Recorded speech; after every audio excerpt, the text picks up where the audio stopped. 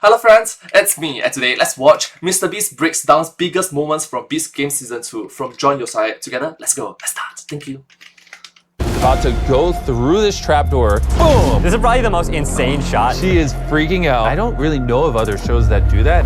Pretty heartbreaking. Yeah. We're about to break down the biggest moments from Beast Games Season 2. We're gonna be going frame by frame, VFX shots, behind the scenes, so many things that you don't see while watching Season 2. What you see here is not VFX. When I take a step, they were actually manually triggering the lights in the back. But this shot right here is me in front of a green screen. $5 million! One of the largest cash prizes in the history of entertainment. And we're just casually giving away another $1 million. Yo, how complicated it is to move a stage of that size that high in the air. I'm a big believer in what Steve Jobs said, art can't be made through focus groups. She has no idea that that game was rigged. He said more after he stopped speaking. Our editors are so freaking good. Look at how big that guy's arm is. I arm wrestled this guy. Pretty sure he could beat you with his pinky. Broke it. Bury them alive! I've only been buried alive multiple times. What is going on here? This is my first time seeing this footage. What is this? Oh! What better place to start than the intro of episode 1? Check this out. This is such a cool shot. Yeah, season 2, very simple. Okay, wait. Yeah, I already know what you're about to say. So this shot right here is me in front of a green screen. Ah. I'm sure you could probably dig up the unedited footage. This is me in front of a green screen right here. Now this is me actually on the set about to welcome the contestants. Yeah, so this is in Vegas, like we were with you here. Yep. Did you already know that the beginning was gonna be that VFX shot, or did you have that idea afterwards? So this whole mic coming down, me grabbing it, this was definitely a thing we did afterwards. You were there. Yeah, instead of just taking a grab, mic 1, 2. He wanted to do this. The aura farming. When we shot the actual intro, we thought it was going to be an orbit shot very similar to season 1. The problem is it was similar to season 1. And so we decided in post, like, we need something completely fresh and different. And that's where we landed with the mic coming down. Once again, I am standing on $5 million of real cash, an unfathomably large amount of money. But this year, competing for Look at that. this What a cool shot. Look at all those light up. And I think that's practical. What you saw there, that I don't think this is VFX. It's just, I mean, we did that shot so many times. This is probably the day before on rehearsal day. And we have these cables here on the side so the money can go up and down, which becomes relevant later in episode 1. We want to keep it simple at the start. competing for this money. 100 of the strongest contestants on the entire planet. Versus 100 Oh, this is so cool.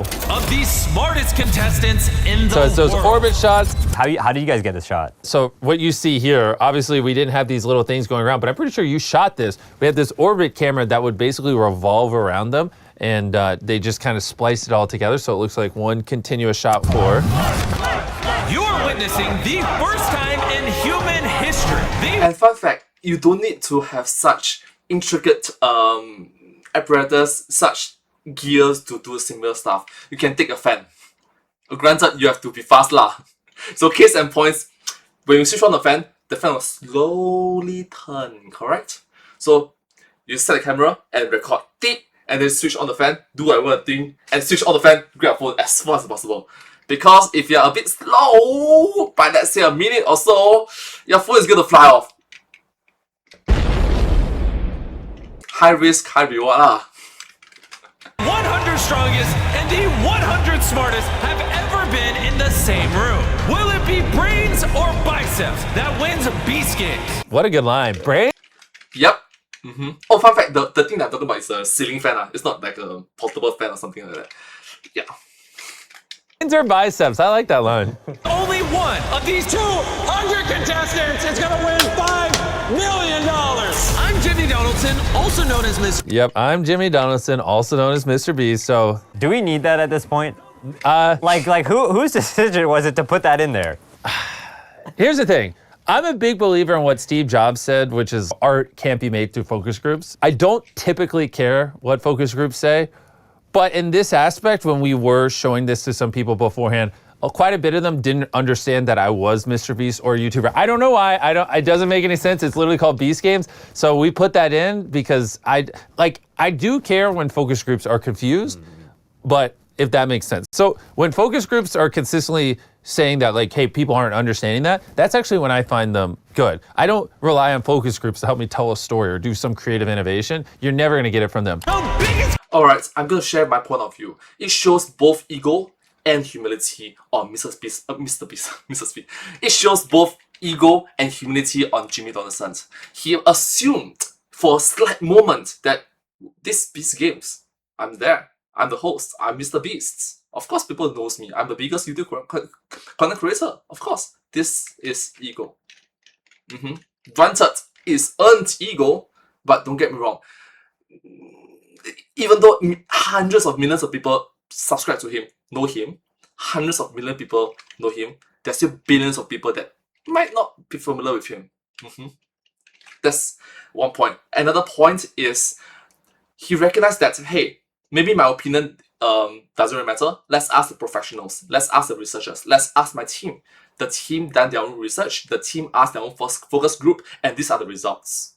What you assume by your own ego, which let's be honest, is earned, but what you assumed with your own ego doesn't translate equally to what the results from the focus group is, and it shows humility that Jimmy Donaldson is like, you know what? They're right. Let's include I'm Jimmy Donaldson, MrBeast. It shows both humility and understanding that, hey, humble myself down. Competition show in the history of television. Who's excited for season 2? Let's go! This isn't a competition. That money's mine, baby. It's over.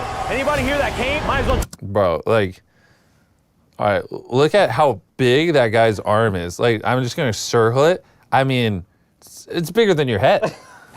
Fun fact, I arm wrestled this guy and I lost terribly. Of course. Yeah. Thanks, Jimmy. I mean, I'm pretty sure he could beat you with his pinky.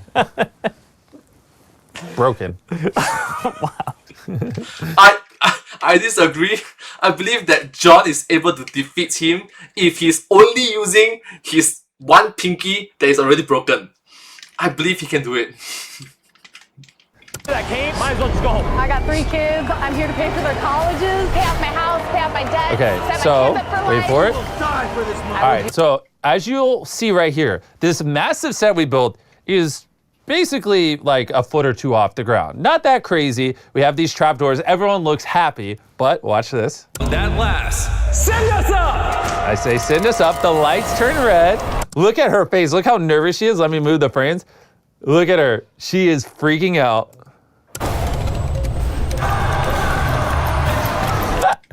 That's crazy. Oh my gosh. And we raise the stage. It's literally, yo, complicated it is to move a stage of that size, that high in the air. Oh my gosh, so much engineering went into this. And not just that, but also on a safe pace.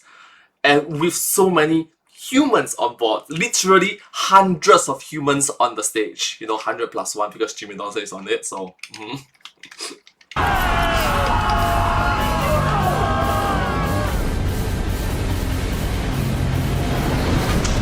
Boom, look at that. That was just for that shot. I mean, because obviously it would have been way cheaper just to have the stage built up there and not have the ability to move it up and down, build the platform up, but we really wanted to get that organic surprise where they're like, oh my gosh, we're going in the air. So we spent a ton of money just to be able to do that. Another thing I thought was interesting, this airbag here, like we were told cost millions of dollars. It's like engineered just in case, like, you know, people are like falling at the bottom there. The other thing I thought was interesting, Jimmy, is that last year you guys rented one of the world's biggest hangars for Beast Game Season 1. This time, actually this structure you guys built from scratch, is that right? Yeah, so this is what's called a sprung structure, which is like a massive tent that we built in the middle of the desert. And that way we could customize it. We could, you know, not have to share some other studio space or whatnot. And so literally every single thing you see in this frame, everything, we had to build from scratch just for Beast Games. Yes, because case in point, if you are using someone else's property, well, there's a lot of push and pull here and there. There'll be a lot of time restrictions here and there. There'll be a lot of legal problems, policies. But if you build it all on your own, it's under yourself. If there's any extension of requirements, some rain issue, some weather issue, some some delay here and there, you are able to work it into it. You're more flexible. The timeline is more flexible, the budget is more flexible, and the negotiation is more flexible because it's all under you, your people. Whereas if you are renting it from someone else using someone else's hangar, I've been there on a very significant small scale. But there will be complaints, there will be reviews, there will be remarks, there will be like just feedback. There'll be feedbacks. Granted, if it's positive feedback, thank you. But you run the risk of negative feedback, and negative feedback does not translate well to such a big stuff. Yeah. So might as well just build the entire thing on your own. It's gonna cost you, I don't know, a significant amount of money. It's gonna cost you a significant amount of money down payment in building it. But on the long run, it works out much better. It works out much better because you are liable to yourself, not just as a renter. Okay, not as a renter that is using the space of someone else using it, of someone else's property. Because maybe after you rent it and use it, maybe 1 week later or 1 month later, someone else have to use it. You know, the owner have the rights to rent it to several other individuals. Yeah. And if your time slot have to extend it by 1 week because of bad weather issue, the owner is like, why? I'm not going to give that chance to you. The first game will be taking place far down below you. But But how? how are you going to get all the way down there? What could it be? Man, I bet all I know my line so well. down there are figuring it out. Open the doors! Oh, I said trapdoors. No, I messed it up. Oh. Oh my God. I know. I literally know all of these shots. I know what's about to play before it even plays. I can do this reaction with my eyes closed. I totally get it, because for MrBeast, he recognized that the first 3 episodes of Beast Games is what makes people hooked. Maybe after the first 3 episodes, people is like, people is not going to continue watching after the 4th episode. There are 10 episodes in this season. If people only watch the first 3, it's going to receive poor ratings. Thus, he recognized that the first 3 episodes needs to be impactful. I much respect, truly respect MrBeast as the host of this Beast Games Season 2, because he recognized all these lines and refined all these lines. Because he recognized that these 3 episodes, the early episodes of Beast Games, needs to be able to capture the attention of the audience so as to continue watching onto the 4th, 5th, 6th, 7th, 8th, 9th, 10th. I'm gonna play it frame by frame. This is a literal drone. Watch, it's about to go through this trapdoor, speed ramp, boom! Such a cool shot as it's showing off the set. And at the end of that rope are blocks attached to a weight.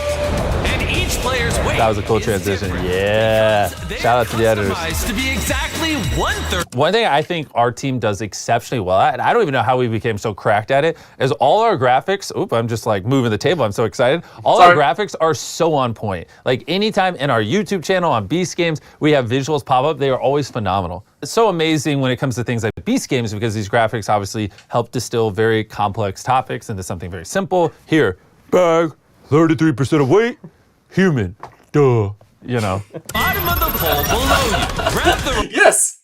Bag, weight, LBS, not kg, LBS.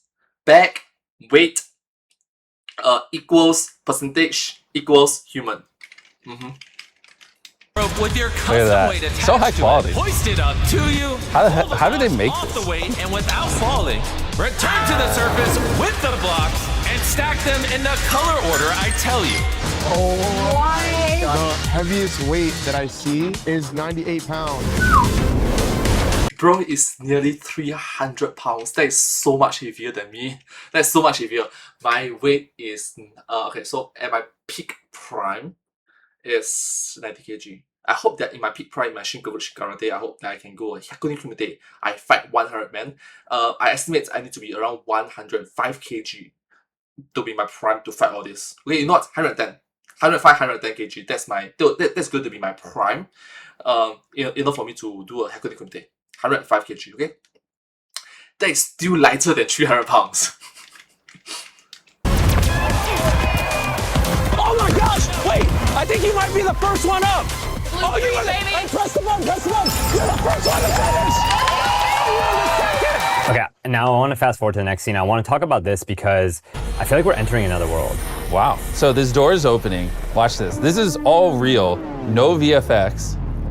When I step on the floor, I'm actually glad we're doing this, right? What you see here is not VFX. When I take a step, they were actually manually like triggering the lights in the back.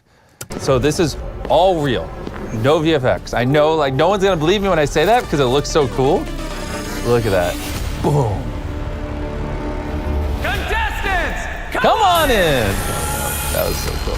I have always had a thing for really white rooms. Now hear me out, that's a crazy sentence, but we did a video where I did like 24 hours in solitary confinement and it was like this white room and I really, this is many, many years ago. I just really liked the vibe of that set. May 30th, 2020, 6 years ago. And I've told the team for so long that I want to do like a giant warehouse decked out in white, which is kind of why in season 1, when we did the cubes, the whole thing was white around the cubes. I really always just wanted like, I'm sure there's a wide shot coming up. For the most part, it's just a big white room. It just looks very sleek and clean, and it helps you really focus on what you want people to focus on. And anyways, while I was talking about the white rooms, something else we need to talk about is what you see here. This is also 100% real. This floor, I'm gonna move it frame by frame. This is an effect on this video floor that is being keyed in. This red circle is real as they're walking out. So we had so many people behind the scenes that were having to cue and do all this perfectly in real time. Was this the world's largest video stage? I think you guys broke a record for this. At that point of filming, it was the largest video floor in the world. 5,180-ish square feet. I mean, we weren't going for a Guinness World Record, but we got one. Yeah, and I also wanted to point out all the hidden cameras here. Like we were talking to Russ, like during this episode, your DP, and just like making sure that there's nothing around, like people like dressed in white if they were like shooting here, like we weren't even allowed. Don't ruin my white room aesthetic. You guys know how I like those. Yeah, so like the attention to detail here is... So the camera is hidden there alongside of the whiteness of the background. Yeah, amazing.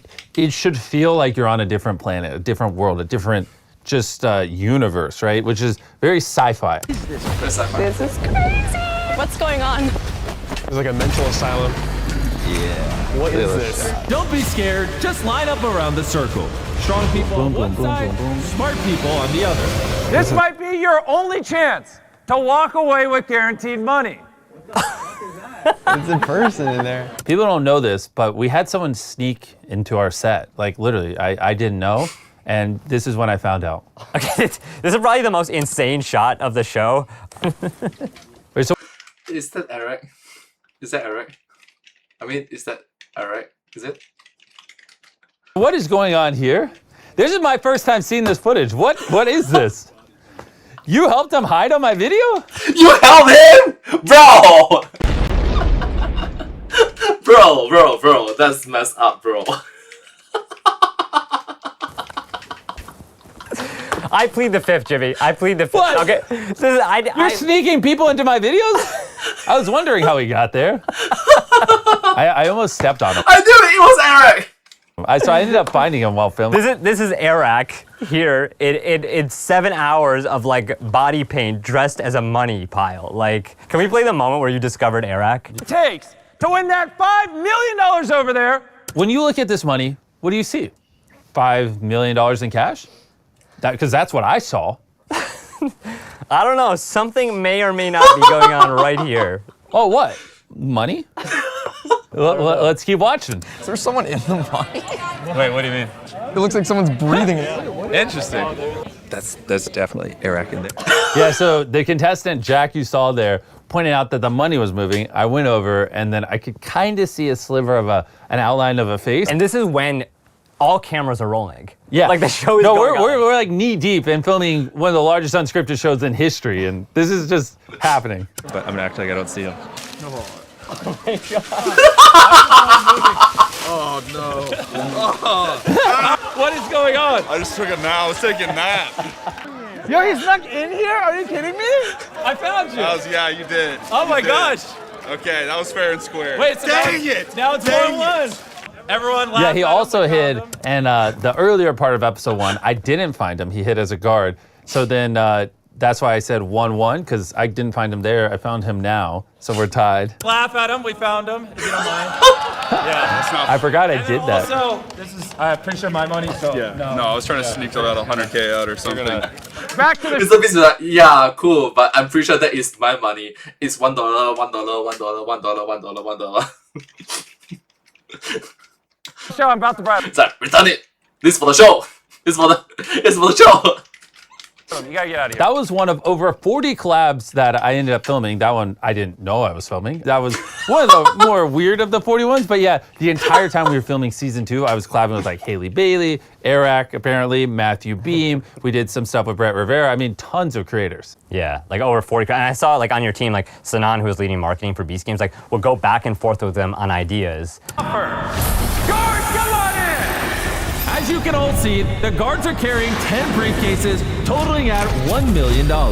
People might be numb because of Beast Games Season 1, but just as a reminder, we're still in the first episode of a show with one of the largest cash prizes in the history of entertainment, and we're just casually giving away another $1 million, which I just want to point out how crazy that is, because this is the prize pool of Survivor, of most shows, and we're just giving it out at the end of an episode. I also, In the middle of like the first episode I mean, I'm waiting for this reveal because I think like most people What think they're reveal? just guards, Those are like- just guards. What do you mean? They're just guards. I'm totally not going to hit play and reveal something. Now you can tell how obsessed Jimmy is about every single detail in his videos, but here's one detail that too many creators still get wrong. For example, eating, having a proper meal. And that is why itadakimasu. Wait, you can see, right? Itadakimasu. Okay, let's move on to the video. They're domain names.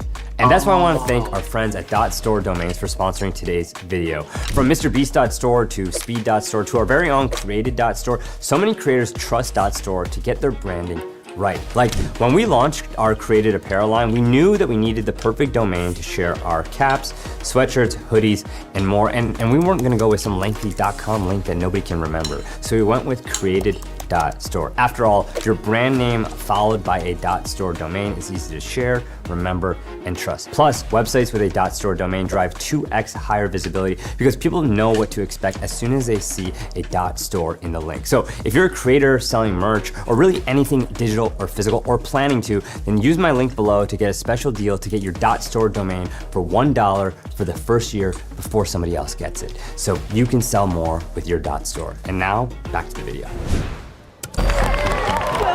Seeing that much money come out is insane. To receive this $100,000 bribe, you don't have to eliminate your friend. All you have to do Is eliminate yourself. is eliminate yourself. This show is a once-in-a-lifetime opportunity. 100K is not even comparable. The math ain't mathin'. And he's not even on the smart team. Yeah. Yeah, we could tell because actually there's 100 people here, right? Your odds of winning are 1%. 1%. And so the expected value, 1% of 5 million is, 50 grand. but you could get out here for 100 grand. So this is actually double your expected value of playing the game. So actually, Mitch, the math is mathing. When you can go home with $100,000 in cash and a life-changing amount of money. 10 people can hurry up and leave. I'm here to win it all. We're here for the game. I'm not gonna lie, I am debating it. Oh wait, oh my gosh. Wow, wait. That would have fundamentally changed the whole show if he took this. I am debating it. 50 people about to leave right now, so. If you don't think you have what it takes to win that $5 million over there, this might be your only chance to walk away with guaranteed money. You know why? Because JT is also the name of someone else. JT and JT.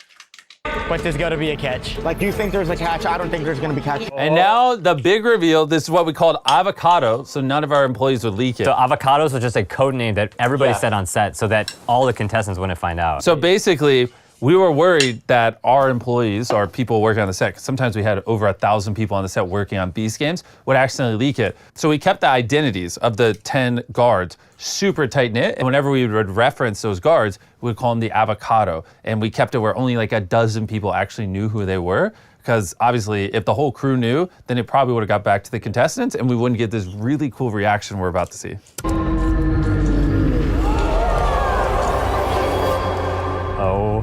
my God.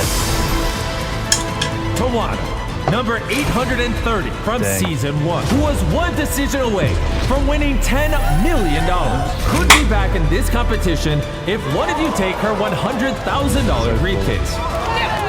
Yeah, I just like, I can't wait for season 3 because I want to see who are the people from season 2 that people in season 3 would react to like this. Oh, you feel like it'll be an ongoing thing? I don't know, but it's just like so cool that we had people just in season 1 of Beast Games and they're so well known that they elicit this kind of reaction. You know what I mean? This is cool. We were able to create this. MrBeast be like, I want a trilogy.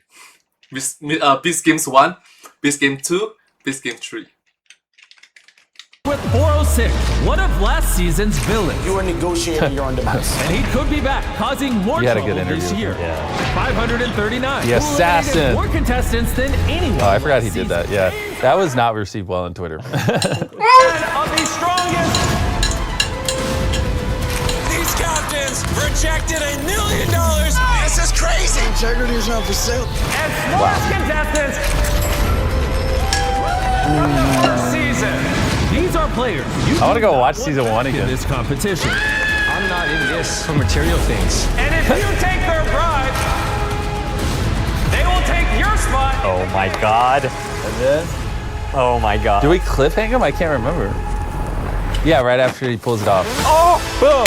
Season 1 winner. Of course, the season 1 champion is back. These are the 10 players waiting to take your spot. Definitely don't want JC back. He already screwed. One thing that's really interesting is like these shots were actually taken a day before. Yeah. Because you wanted to keep momentum filming during this shot because it's such a big moment, this big reveal, that you shot some of these like inserts, like the one of Jeff, that tight, because there's no camera guy here. This shot, I think, was filmed one day before. Yeah, so basically the day before, we had the 10 avocados come out on set, pull their masks off so we could get tights. So like this, yeah, you're right. You'll see there's not a cameraman there. So that close-up, we got the day before so we could splice it in and really pull out the emotion. Because the momentum is so important on film days. Yeah, like of you course. need those contestants energized, and like this is like, just was a shock. And so keeping that going. And so now, at the end of episode 1, you have all the OGs from season 1 that you remember. You have $1 million sitting here. It's like, it's really good. I'm really happy with how we built out episode 1. And now fast forward to the dodgeball game where you had these red lines show up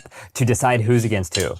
The 18 of you are going to be playing dodgeball until 9 of you remain. But this is no ordinary game of dodgeball. A red line will randomly appear, splitting you up into 2 teams. We're trying to get the small people out first, so we have to spread out. Before each round, you'll be moving in a circle. So when the floor changes, you might not be on the team you expect. If you get hit by a ball in any way, you're eliminated. Oh, it's split 3. Oh! So what you're seeing here is basically, we had mechanisms planned, whereas you'll see in this scene, you know, there's now 3 lines for dodgeball instead of 2, and the lines kept going up and up and up and up. That way, if they all bunch together, eventually there won't even be enough room for multiple people to be in one quadrant if it got that extreme. So that was our way of like a fail-safe of forcing them to play the game. And then after this, we went back to Beast City, and I thought it's so interesting to see the comparisons of Beast City from this year to last year. So I pulled up a clip of last year's Beast City, like, what were you thinking then versus like how you kind of up-leveled it for this season? Yeah. This year's, in Beast Game Season 2, 1 felt more futuristic, felt more advanced, felt more isekai, felt more like Gundam style. Gundam style. No, not the Korean Gundam style, it's like the Japanese, the Gundam style. Even though age well. I'm sorry. I'm sorry. 죄송합니다. すいません. 对不起. Wow. The first one felt more, how to say, like a challenge. Beast Game Season 1, Beast Game Season 1, the housing, the city, felt more like a challenge. You see the challenge right in front of you. Whereas Season 2 felt more futuristic, felt more stylish, felt more, well, style. mean, for starters, this is a really beautiful city. Like, I don't want to speak negatively of season 1 city to build up the season 2 city, because I actually think this is one of the things we definitely did really well in season 1. Like, these towers right here are phenomenal. The amount of cool games and amazing shots we got on these high-rise towers over here. And I really like the design of the city. The only real negative of the city for me was it's just not very thematic, right? Like season 1, some things felt very futuristic, like take the cubes, and there was like this crazy futuristic set, but then this feels kind of old school type beat, and it was kind of all over the place. So with season 2, I wanted everything to be more thematic, and like the city is futuristic, the sets are futuristic, it all just coincides much better, and that's as a whole something I like better in season 2, but this is still a phenomenal project. Yeah. And to show you what I mean, so this is the season 2 one. Futuristic sets, weirdly enough, aren't like sharp edges. So you'll notice things are more round. There's not like hard corners, which that plus these like neon lights and the color scheme here really gives you a in the future vibe. Also, when you're watching the show, you might not realize this, but this is this cannon scene here is in episode 4, where they fire the cannons to go to the island. This is Cubes, which is in a later episode. Over here is the obstacle course. So all around the outside of the city, we're building all the other sets, and the contestants don't know, right? So we don't let them see any of that when we put them in there. And the walls of the city, right around here, are to keep them in so it's easy to track them, but it's also so they can't see the games on the outside. So they serve 2 purposes. Yeah, because you would be building in real time. Like here for episode 6, where you had the floating set 100 feet in the air. Episode 4, like episode 3, like you said, and then, you know, you take them, I remember, with blindfolds through a lot of these cars. Yeah. Through the game, so they had no idea what was about to happen once they're out of the city. Yeah, so Okay, so the thing is, John makes a very good point, in which, when they're filming this, unfortunately, the weather wasn't so cooperative, the weather. A lot of rain here, rain there. So, they have to do a lot of maintenance work, repair work, while actually building, while the actual this games is already started already, you know. That means like episode 1 completed, episode 2 completed, episode 3 completed. They are still maintaining, they're setting up all these things, they're still doing, because the weather wasn't that friendly. Yeah. When we first bombed to the city, we did this walk-up shot here. And then after that, whenever they'd leave the city, we'd black out cars, we'd put blindfolds on them. It was like they're free roaming in here. The second they leave that gate, it is like you can't see anything. So let's go to episode 4. As you can see, there are 10 cannons in front of you. And for this game, I hit 10 cannonballs all around the city. First 10 to find them compete for a $1.8 million private island. Go! Basketball. Oh, is there a cannibal here? No way! I'm guessing the answer is the code. That's 1624, 208, 208, 209, 12, 36, 618. Oh my God. You solved the equation. Yes. Oh, 3 cannonballs remain! Okay, yeah, this is where they're all searching for the cannonballs. Is a cannonball. Congrats! Yep. Let's go, 1.8. The season 1 winner. Like, look at that. Going to the Yeah, island. the drone shots are crazy. Only 2 cannonballs remain. No! It's time for a clue. The final 2 cannonballs are in the sandpit. Are in the sand pit. And here they come, like a horde of zombies. You know what's interesting is so the cannonballs are on equally opposite sides, and so once one of them found one, I was thinking, oh, a smart person might deduce that it's on the equally opposite side. That's just not what happened. So maybe we need smarter people for season 3. Zombies. Ouch. That sudden burn. Ouch. I didn't expect the subtle, minor disrespect, insults.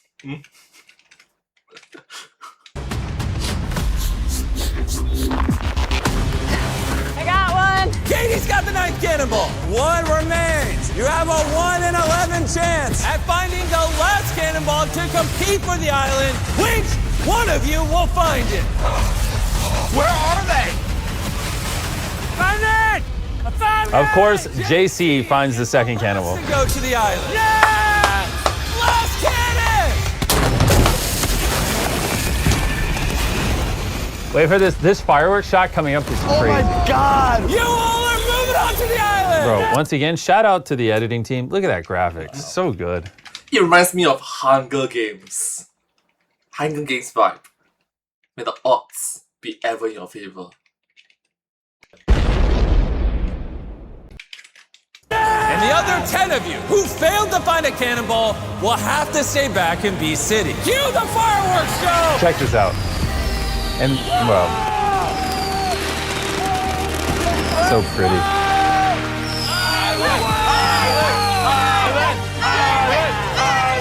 They look so defeated. I just did worse than This shot right here is one of the big differences between season 1 and season 2 for me.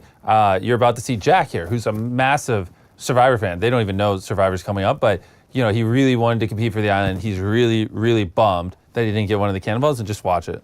Other people, every smart person found their own cannonball. I was the only one that couldn't do it, so that hurts a lot. Child genius. The thing about it is the saying, the star that shines the brightest dies first. Okay. The brightest star burns the fastest. You're a genius. You outshine everyone. The brightest, but the brightest star burns the fastest.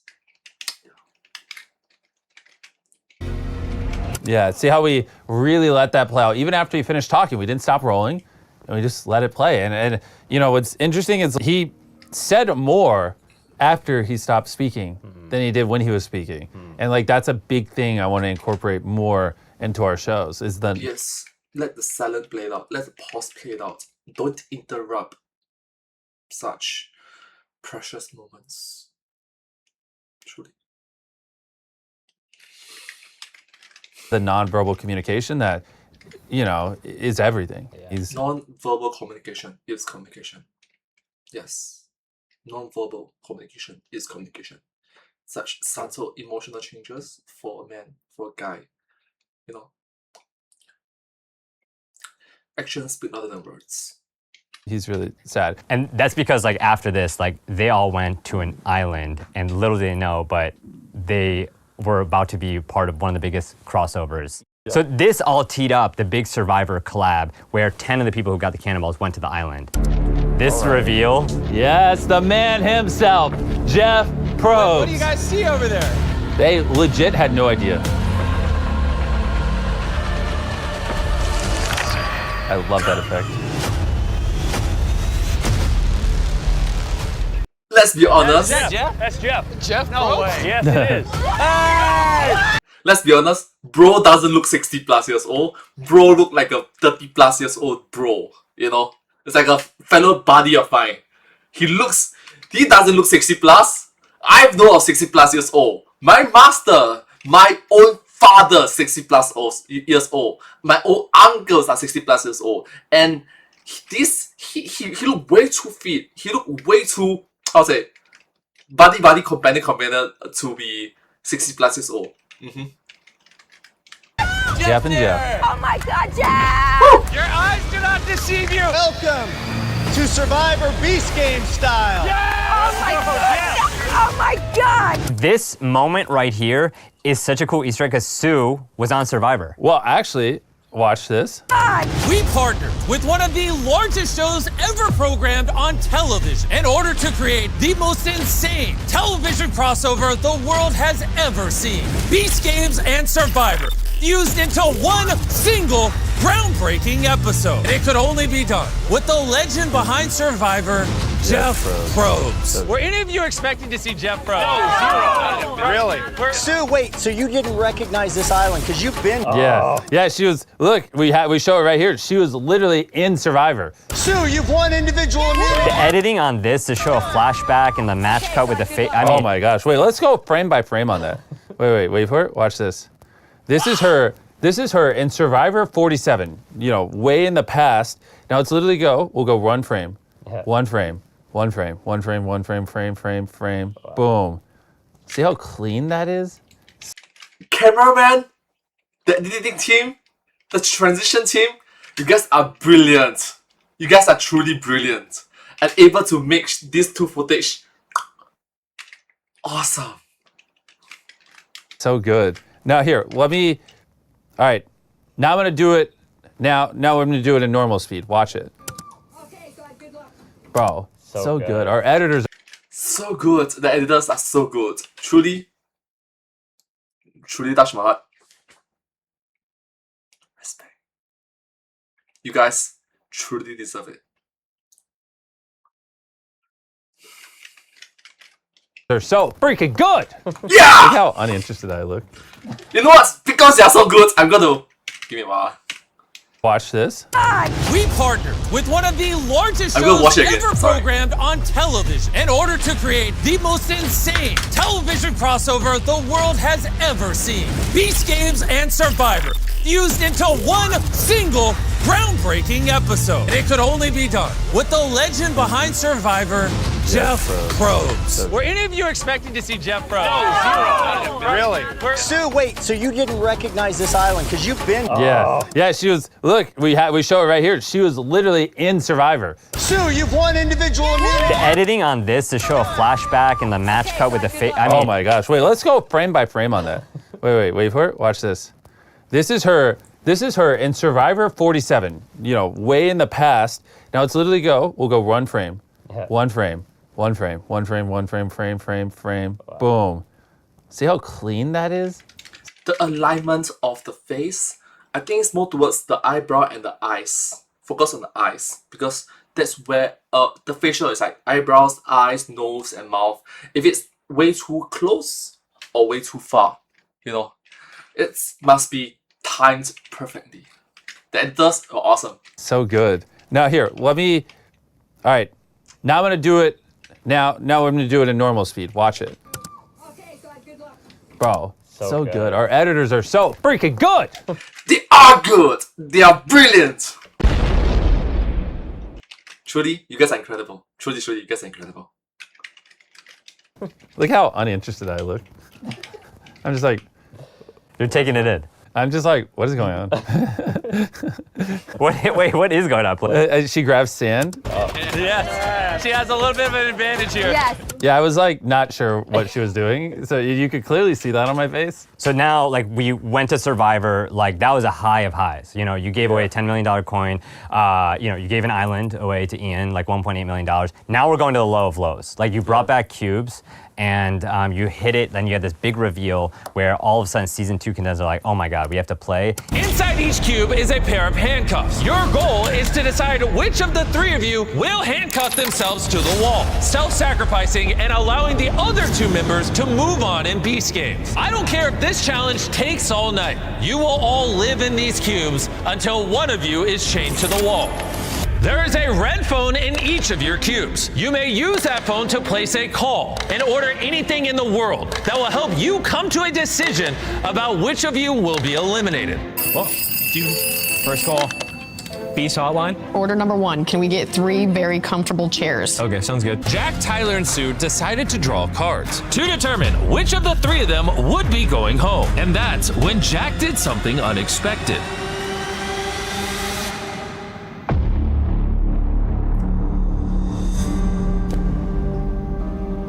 You guys want to do it?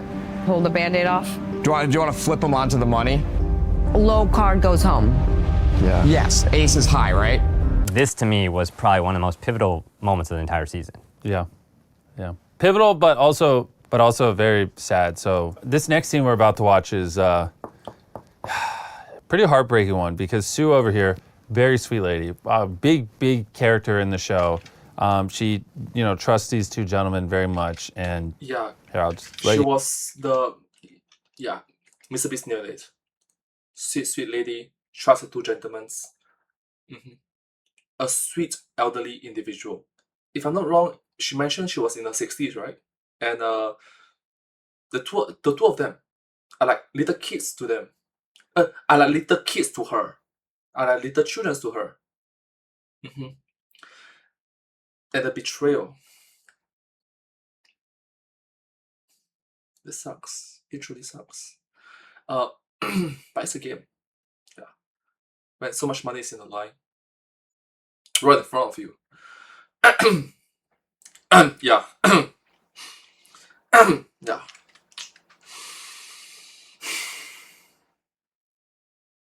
I don't think that she can be very angry at them for way too long. Reason being, at the end of the day, she is the elderly. She had her prime.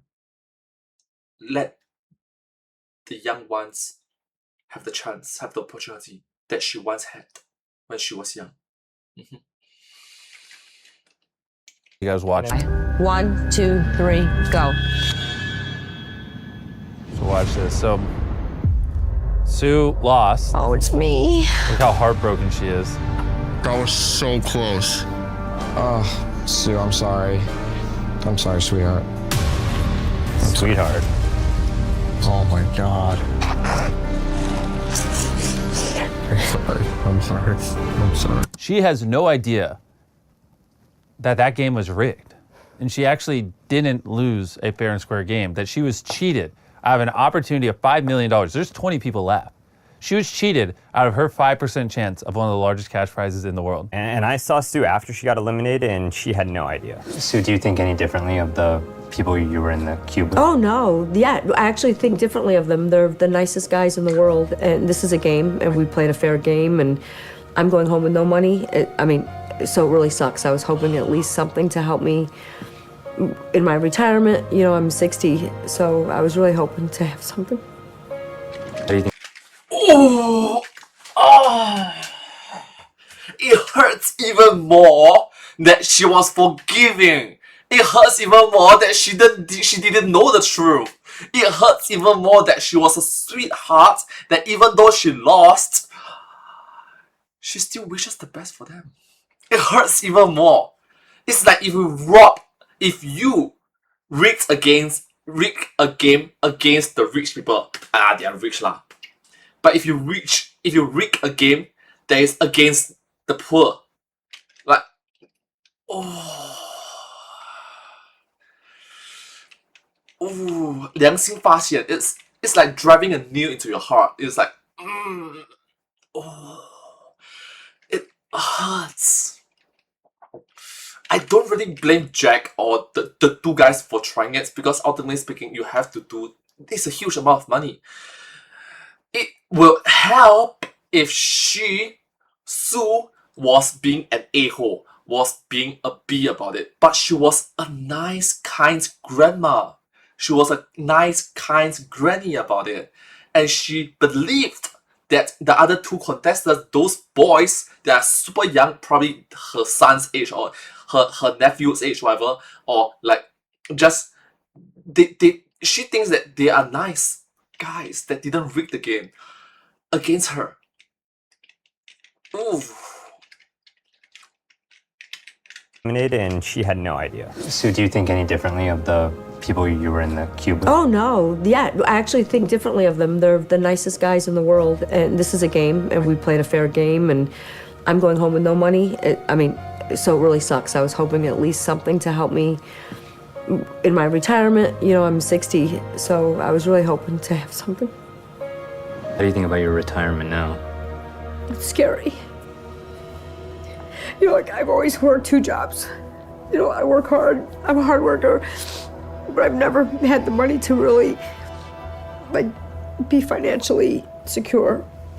So I'm gonna just keep working, I guess. It just sort of sucks. I want to be able to help my daughter and my mom. And I'm not gonna be able to.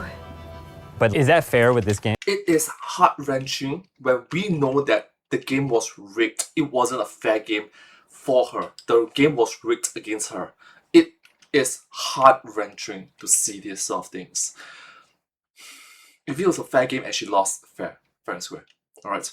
But we know that it was rigged against her. It sucks. It's heart-wrenching. I can't really blame the two guys for it, because ultimately speaking, everybody entered these games knowing full well of this sort of things will happen. They have watched season 1 of it. They watched season 1 of it. This was season 2. 而我诈, manipulation, gaslighting, lying, cheating, backstabbing. It is part and parcel of how things work. Yeah, it's all fair. I mean, Jack didn't break any rules. He didn't do anything that should disqualify him. It's part of the game. She didn't have to handcuff herself. That was her own choosing. So Jack, technically by the book, did nothing wrong. Yeah. But yeah, she thought she was playing a fair game. It was heart-wrenching. It is heart-wrenching. Technically, by the book, Jack didn't do anything wrong. The two guys didn't do anything wrong. They were playing by the book. But in terms of morals, but if you look at from a different point of view, from an integrity point of view, from a morals point of view, And, you know, he rigged it. I wish you all the best. Sue's gonna watch this. What do you want to say to her? If you had pulled the same move on me, I'd be completely understanding. I hope we can still be friends after this. I don't know if you'll, I don't know about the whole friends thing. So now let's fast forward to the episode where you buried people alive. Yep. Go to your coffin. It's time to bury 9 contestants alive. Everybody, get in your coffins.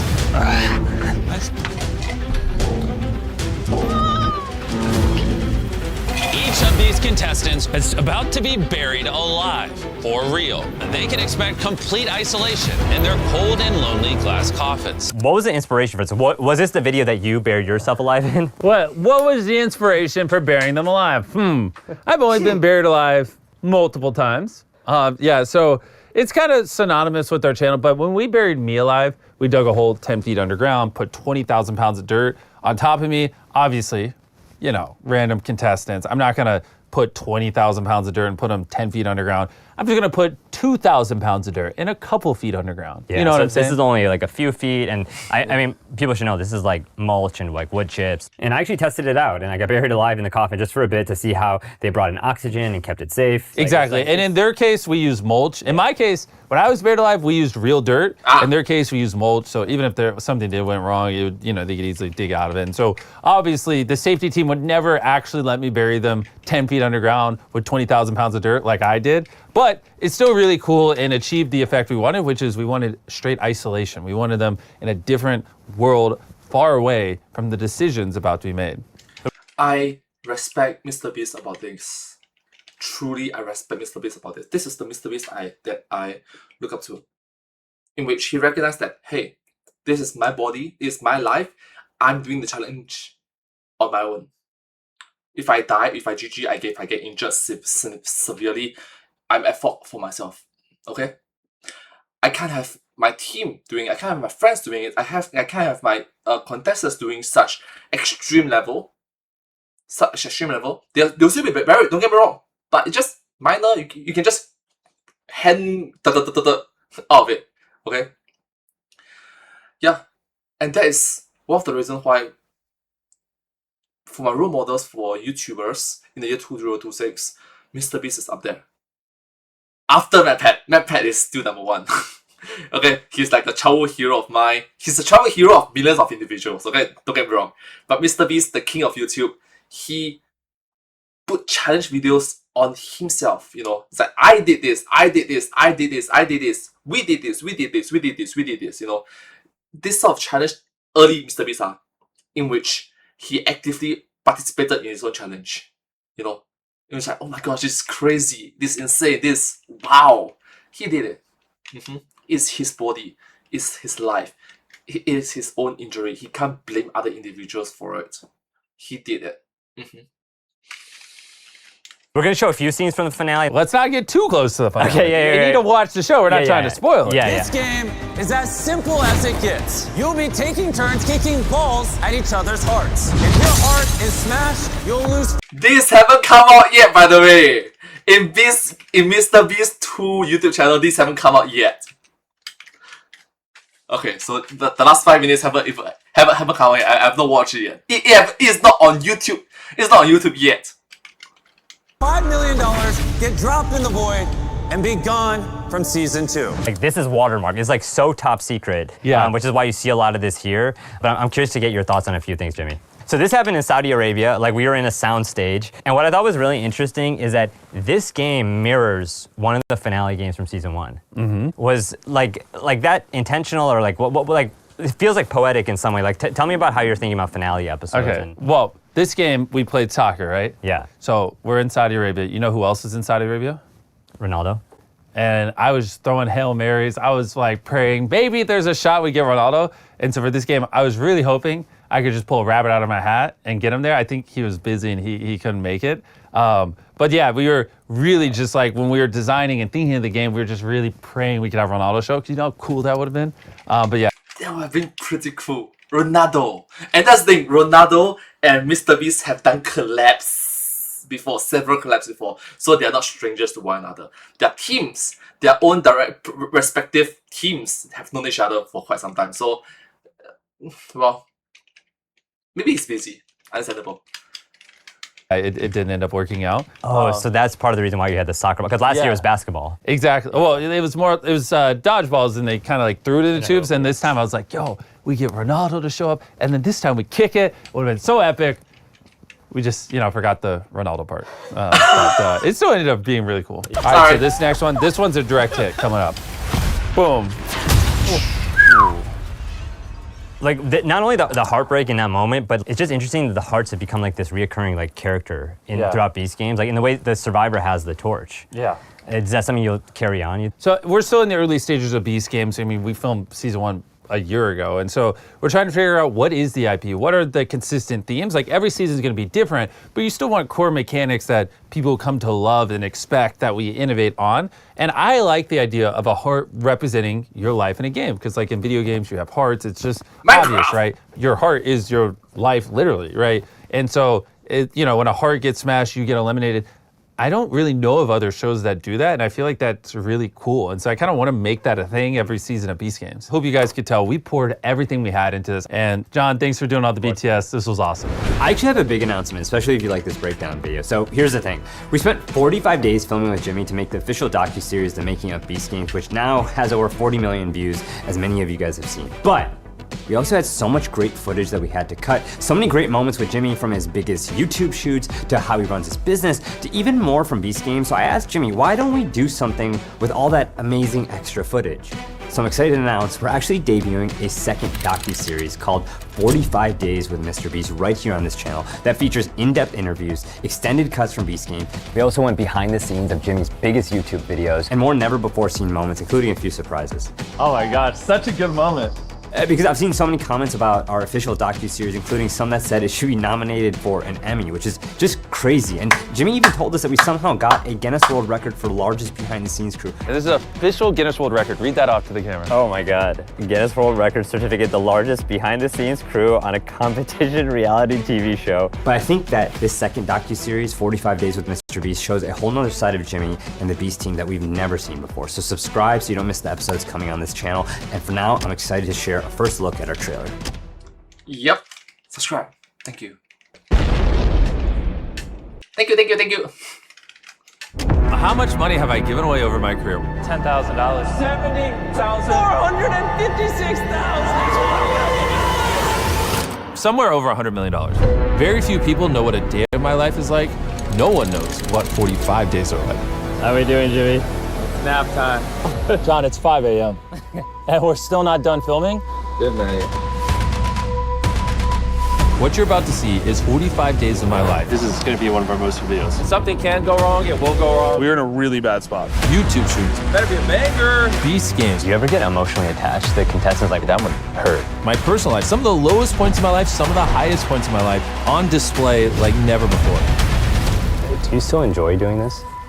Depends on the day. I might be filming in 5 separate states tomorrow. Guys, pray for me. If you like the BTS on my channel, these are the extended cuts. Here we go. I'm the director. I'm one of the executive producers. The showrunner. I met Jimmy, we were both about 8 years old. We had one leak. This massive building is a soundstage for the Beast Game. We had someone sneak into our set. John hits the hardest questions. Yeah, that's what no one else will. That's why I told him to hang around. Which of the news articles about you hurt the most? Oh boy. Season 1 was tens of millions of dollars over budget. Yeah.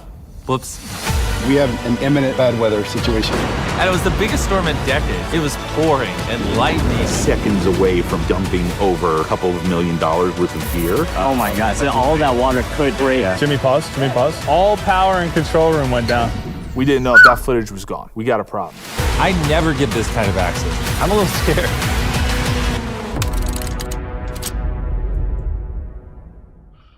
Also, subscribe to him. He doesn't have 1 million subscribers. It's kind of pissing me off. Ready? Wait. Go through this trap. Wait.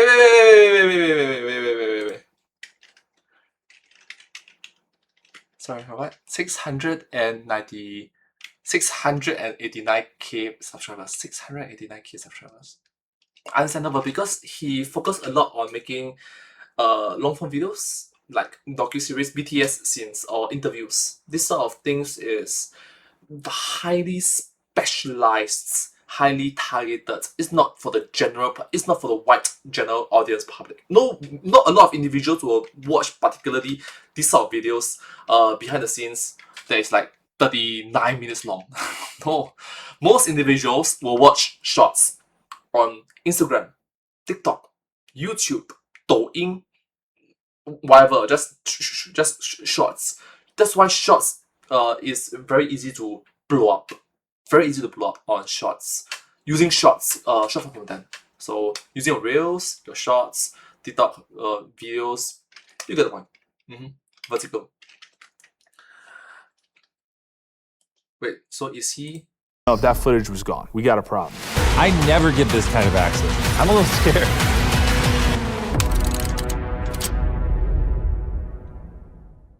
Also, subscribe to him. He doesn't have 1 million subscribers. It's kind of pissing me off. Well, so for this 689k subscribers, subscribe. Thank you.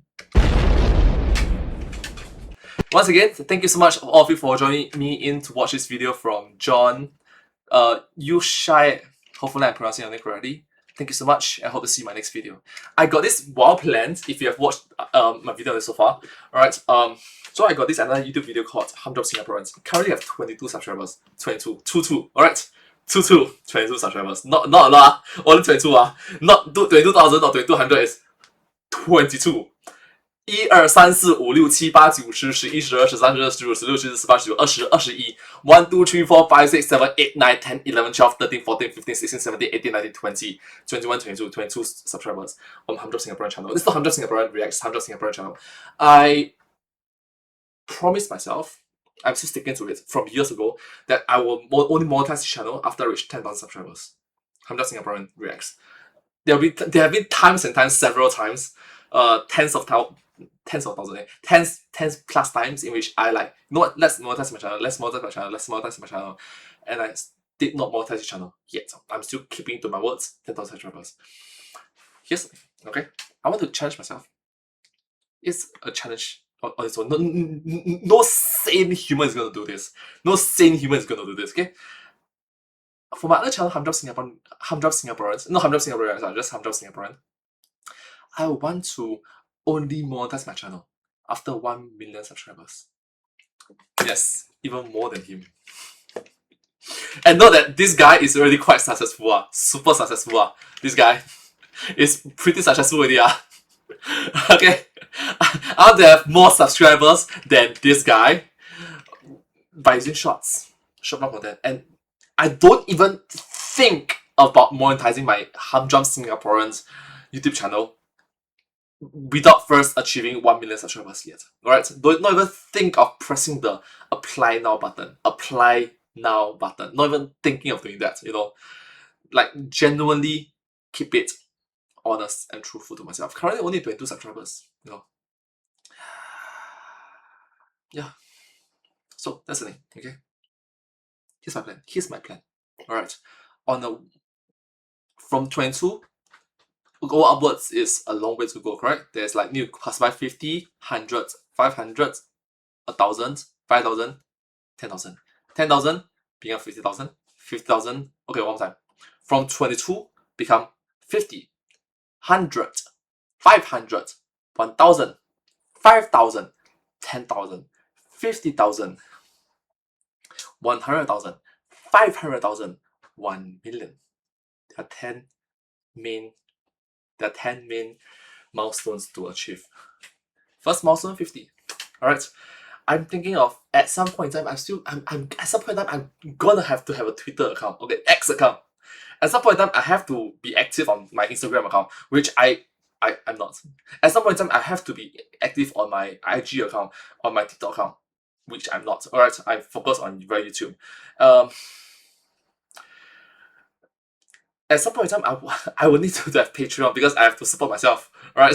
At some point in time, I have to have Patreon to support myself. So, when talking about money, there is Patreon. I'm thinking of monetizing my channel after 1 million subscribers. And at the 500k subscribers, I have a Patreon, but I don't think it's active anymore. I'm so sorry. I was super unactive. I don't know why I don't know on my Patreon account. So yeah. So anyways, on the 500k, on the Humdrum Singaporean, which is like barely lower than John's current channel. Okay, I apply for a proper Patreon account. Let's be honest, by the time I have 500 subscribers on my YouTube channel, as a Singaporean, it must have shown that I have some sort of basic system, basic algorithm, basic way of doing things that makes me achieve 500k subscribers without even earning, without money being the main priority. Correct? Because I'm not earning money. In fact, I'm losing money every single time. I have to feed myself, I have to use the electrical bills, I have to use the water bills, I have to transportations, I have to the outfits here and there. Yeah, so I'm a disappointment as a son. I'm a disappointment as a son. I'm not earning money. This is my job. This is my work. This is my work. This is my job. There's only $0.00 until 500k subscribers. Yeah. Oh wait, Twitch. No, that's the thing. Twitch, I don't know. I quit Twitch anymore. I just quit Twitch already. You know, Twitch. I remember I got 5 reasons why I stopped Twitch. I am a male. Okay, I'm a Singaporean male fitness streamer that doesn't play game. You know, Twitch is a gaming platform. I don't play game. Stupid of me. I'm a male. I'm a fitness streamer. Prioritize on gaming. Also stupid. Alright. I'm a male. When you are live streaming on Twitch, male streamers at the early stage are handicapped. Just imagine you run a marathon. A female can run a marathon. Don't get me wrong, running a marathon is still very difficult. Okay? But that's the thing. The guy have to run the same marathon while being chained to a metal ball. You can drag the metal ball, you can carry the metal ball, you can kind of chop off the metal ball, but you start off at the early stage while live streaming with a metal ball. The girl is not carrying a metal ball, the girl can just run a marathon. Granted, running a marathon is difficult. For guys, it's easier for guys. If it's a normal marathon, guys will have advantage. Which is why at endgame, you notice that there's more guys than girls on live streaming and endgame. Early game, there's more girls than guys that's successful. Mid game, it's more girls than guys. Sometimes it's 50-50. Mid game, there's more girls than guys. Sometimes 50-50. End game is more guys than girls. So yeah, and I'm a Singaporean. By default, Singapore have a small community on Twitch by default. So yeah, so Twitch is just out of the picture. So sorry. Kick, there's practically no community in Singapore. So sorry.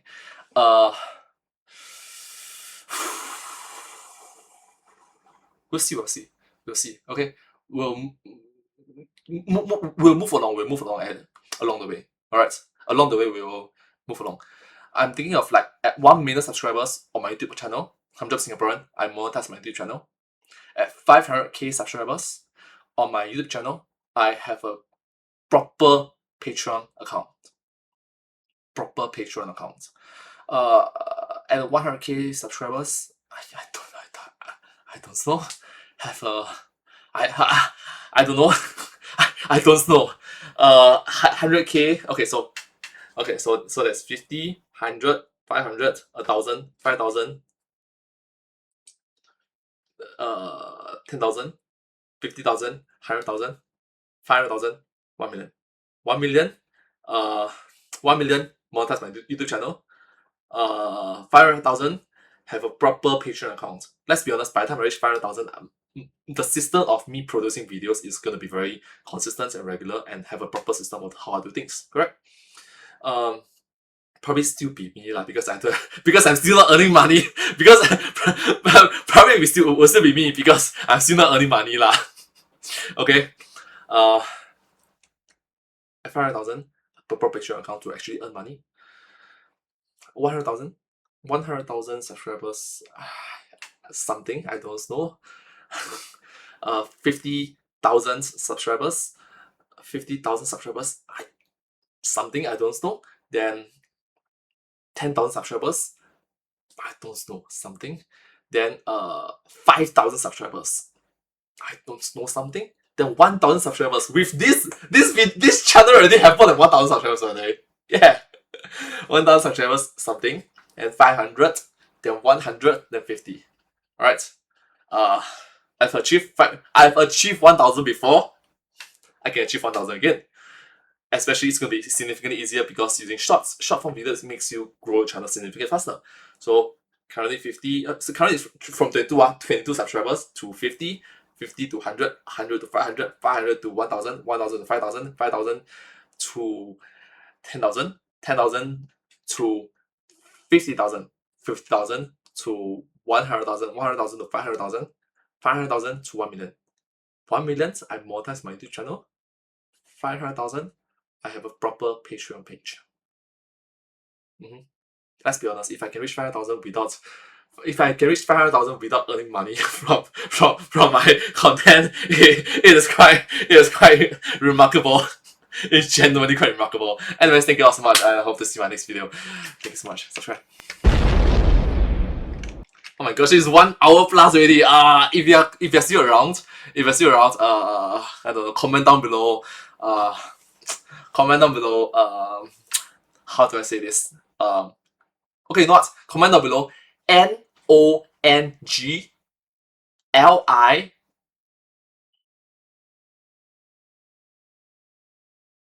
XIN NIAN KUAILE. And if you can speak Chinese, it is 农历新年快乐. Which means literally Happy Lunar New Year. Oh, because as I'm saying this right now, it's 3:36 PM on the 26th of February 2026. Happy Chinese New Year, Happy Lunar New Year, Happy New Year 2026. I hope everyone have a fantastic year ahead. Thank you so much for watching this video. 对，农历新年快乐，祝大家2026年马年行大运，一马当先，马到成功。谢谢。Also, I'm sorry for that this video is so long so far.